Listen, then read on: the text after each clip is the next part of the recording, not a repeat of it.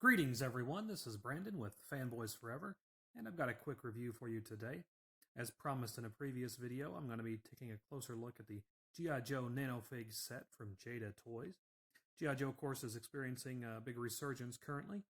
There was a new film scheduled for later in the year that was unfortunately pushed back due to COVID-19, like many things. There's a brand new video game, Operation Blackout, that was just released.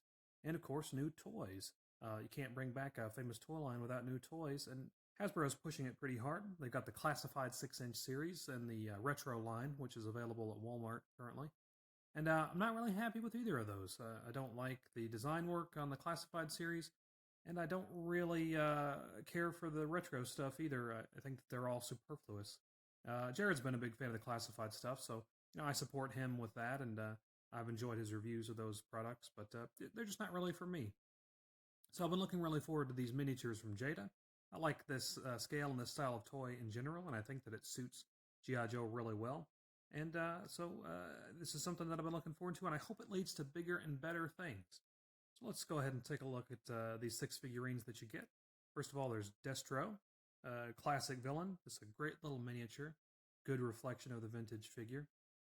I should go ahead and get some of the specifics out of the way with the first one. I suppose these are non-articulated, of course, so I'm not going to be going over points of articulation. And I think that in general, the paint on all of these is very good. You don't have a whole lot of slop, not a lot of stray stuff. It's about as clean as you can get with figures at this scale, which is about 1.5 inches. So Destro here is a big winner. I like him a lot. Next up, we've got the Baroness, Destro's Lady Love. And I like the Baroness here quite a bit. I think that she's a good reflection of the vintage figure. I like the silver trim on her quite a bit. I think that this is one of the cleanest paint applications out of the whole set that I got. Really like the pose on her. I think she looks really nice with the gun. Gives her sort of a classic espionage look. Of the 6 characters, the Baroness is probably my least favorite, but I think she's a good addition and rounds out the collection really nicely. We've got Storm Shadow here, and as these figures go, I think he's probably the plainest. I like Storm Shadow, but he is certainly just a plain white ninja, so there's not a whole lot you can do with him, creatively speaking, really. But again, a good solid reflection of the vintage figure. So, if you're going to do a G.I. Joe set and you're going to have Snake Eyes, who's one of the main characters, of course, you're going to have Storm Shadow to go with him. Good addition. I really like this little figurine. Snake Eyes up next.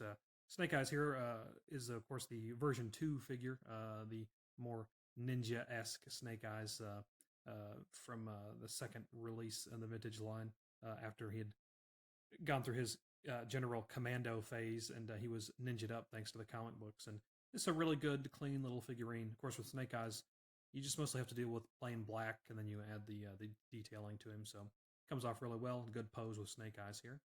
Then we've got Duke.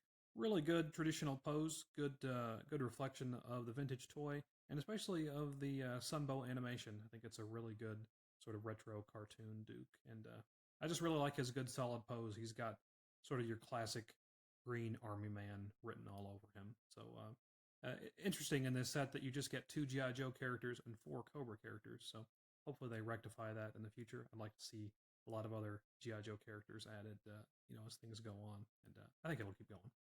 And last but not least, certainly not least, is my favorite G.I. Joe character, Cobra Commander himself.